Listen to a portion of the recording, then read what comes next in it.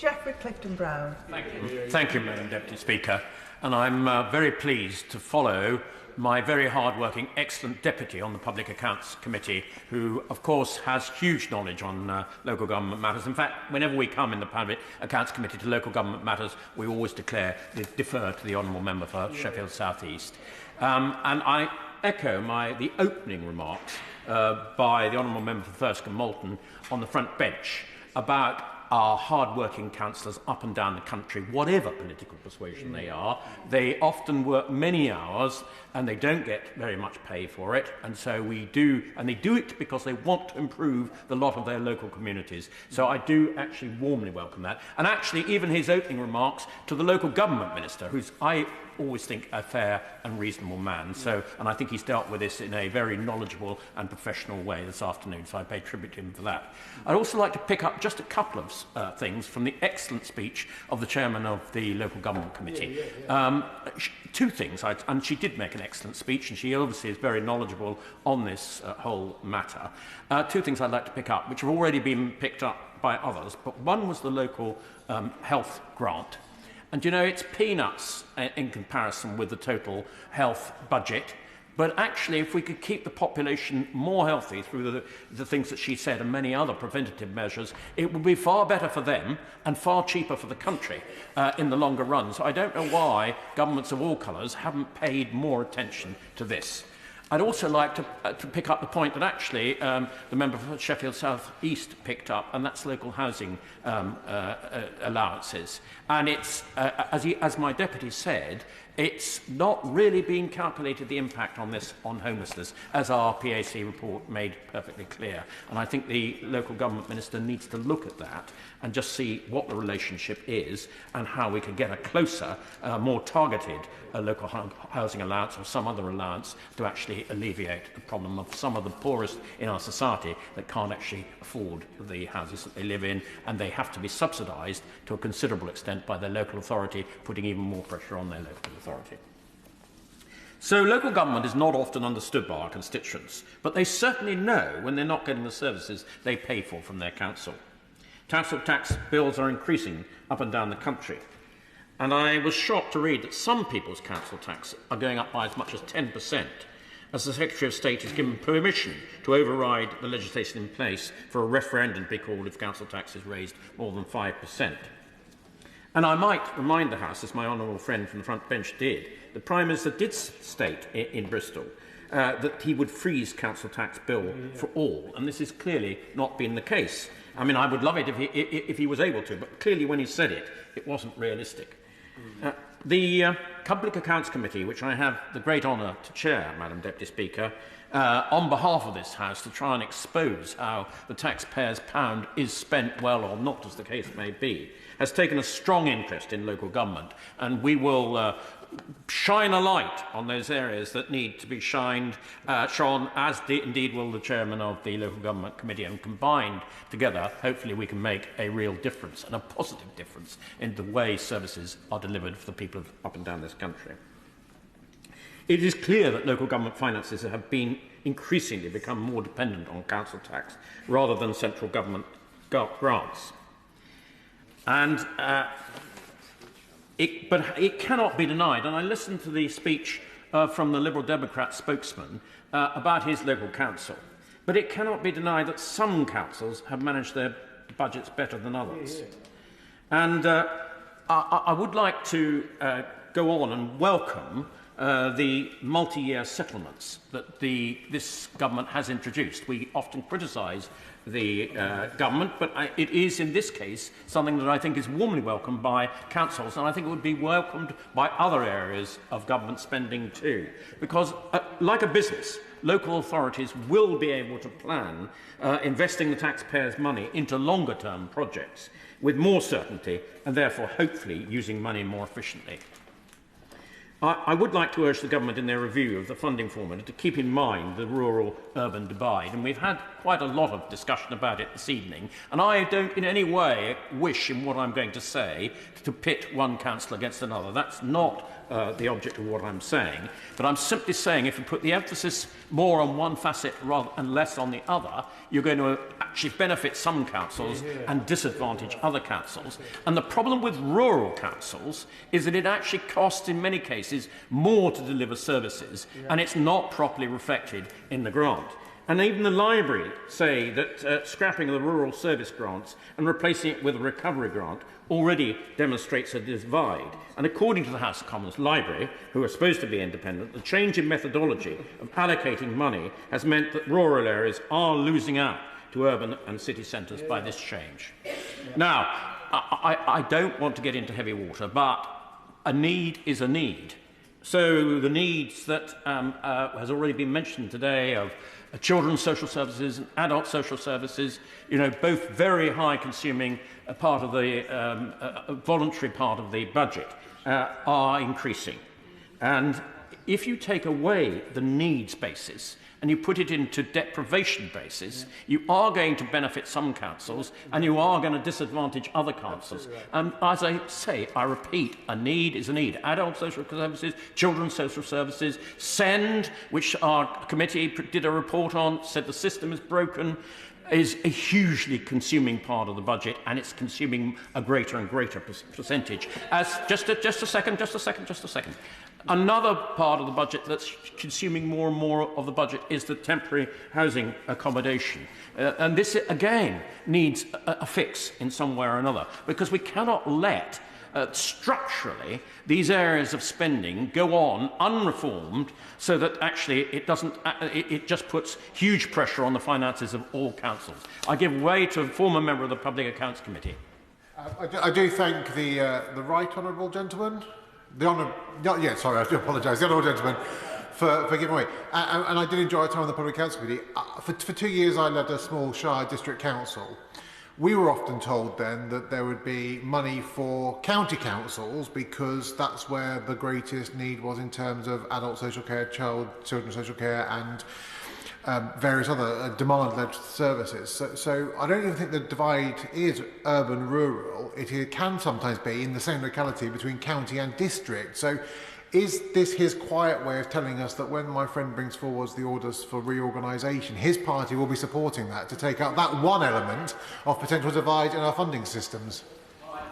Actually, I'm really pleased the honourable gentleman has raised the whole business of devolution, and I am going to come on to that at the end of my speech.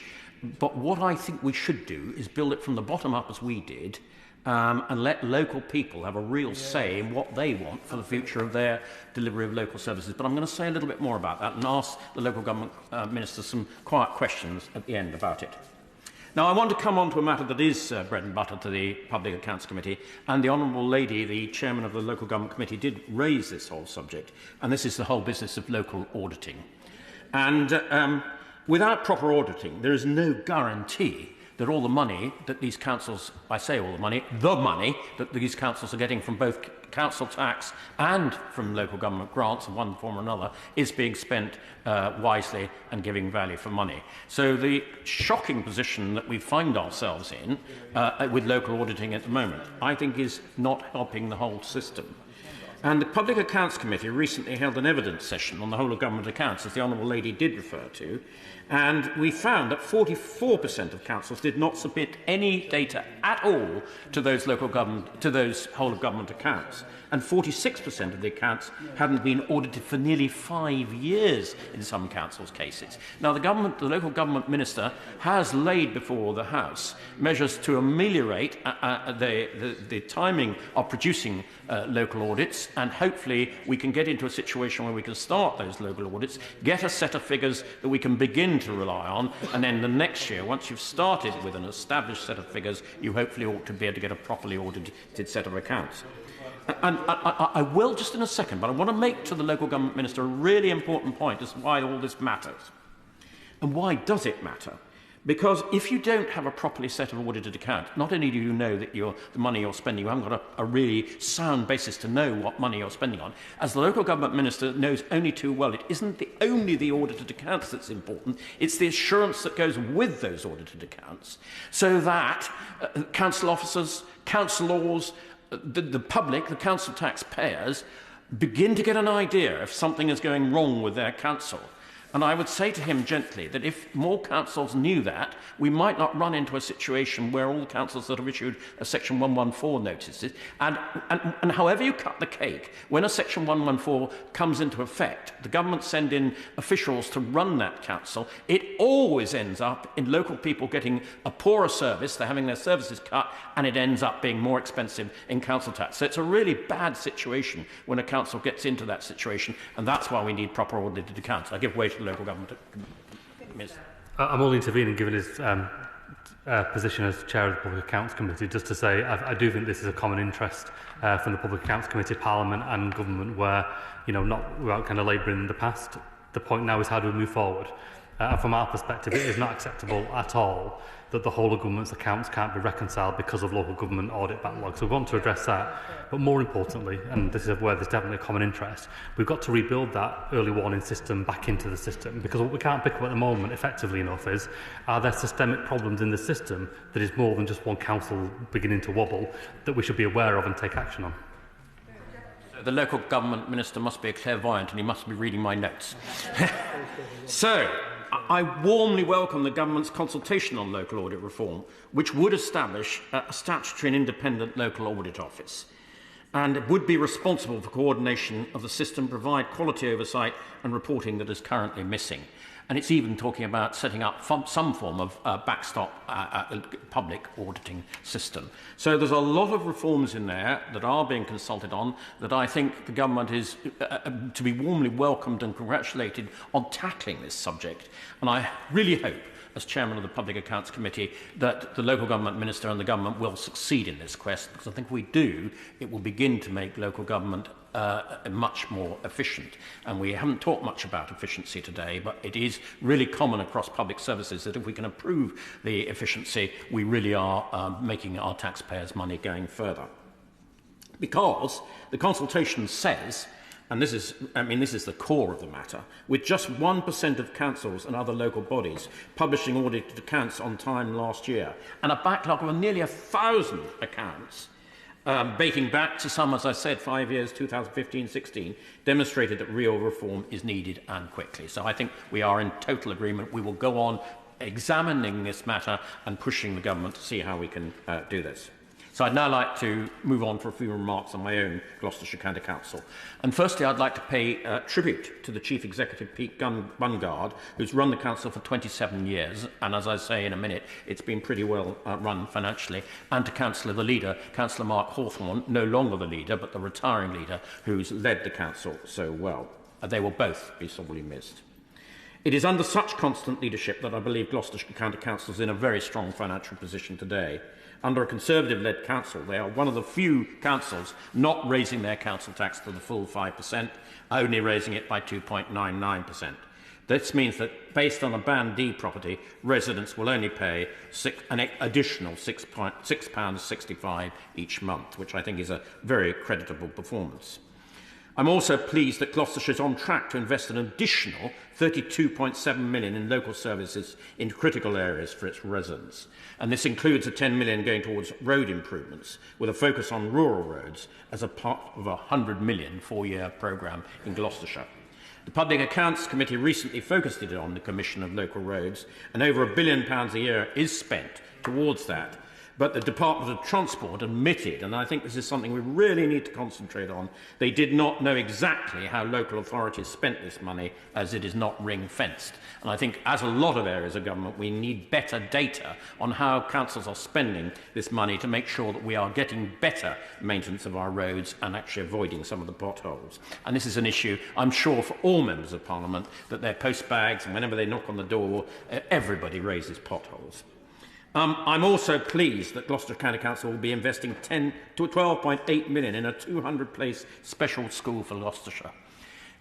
Sending special needs children out of county, is one of the most expensive items that any council has to undertake. And so I think that actually building our own facility in Gloucestershire in the longer term will be good value for money. And the Public Accounts Committee, as I've already referred to, did do an inquiry into special needs. And we reported that really the system is broken. And it comes back to my point earlier. Just spending more and more money when the structural needs to change is not the answer. And it doesn't matter whether it's special need, children's social services, mental health, adult social services. It's just not the answer. We need to have a longer-term structural reform. And I hope maybe we might see some proposals from this government to do that. And at SEN, we found out in the last 10 years, has doubled in cost, but we're not getting double the service for it. So that really demonstrates well and truly that the system is broken. I would also like to just finally finish with what the Honourable Gentleman, my former colleague on the Local Public Accounts Committee, raised. And we've heard a statement this afternoon, and as I said to the Secretary of State, the Deputy Prime Minister, people in Gloucestershire will welcome the fact that they've now got certainty that our elections will take place this year. That means there will be a new county council elected. So I would like to ask the local government minister if he can give any idea, as I asked his boss, the Deputy Secretary, a timetable of how he expects my council to move towards devolution. And I'm not against devolution at all. But what I would say loud and clear in that timetable, I would like adequate time for a wide consultation to take place in Gloucestershire so that we could have the wholesale backing of the people of Gloucestershire as to what they really want, their structures for their delivery of local government services in the future. Because if they have bought into it, it means that they will be much happier with any change that might take place. So that timetable would be really welcome if we could have that either tonight or sometime in the relatively near future. And with the timetable, if you could say how a transition might work in Gloucestershire, will that new council stay in place for 4 years, albeit perhaps towards the end of the 4 years shadowing a new unitary authority, so that we don't have elections again within the 4-year cycle, would be really helpful information. I give way to the local government minister. On the timetable point, so all councils will receive their statutory invitations in the 21 two-tier areas for reorganisation. It's for individual councils' areas to decide whether they want to apply to that process or not. If they do choose to apply, then we would expect proposals to be submitted to government by November. So it's quite a short time period in terms of working up those proposals, but there will be support in terms of capacity along that route. In terms of how that unlocks devolution a bit further down the line, we're obviously concentrated on the devolution priority programme at the moment and getting those landed and getting the mayors in place, but the door is always open to areas that want to talk about mayoral devolution. The local government sort of partly answered the question, but he did say it was a very short time having received that letter. I understand we'll get the letter very shortly, that's great, but then how long a time will it be for the county council to work up a proposal that might be acceptable to the government? Because that's what they will want to know. And I would request earnestly in that timetable that we do have enough time to be able to consult people as widely as possible for the reasons that I've just said. And also if he could tell us, he'll write to me, that would be really helpful, and put a letter in the library so everybody else would benefit. And also about whether the newly elected county council will be in place for 4 years or not. That's really helpful. Well, I have to say that I think this has been a very constructive debate, as is the case often, Madam Deputy Speaker, when there are relatively few people in the House and we get a subject like this that we can both all sides can get their teeth into, come up with some constructive proposals on behalf of our constituents, which is what we are here for, then I think we really are achieving something. So, Madam Deputy Speaker, thank you for allowing me to catch your eye in this debate.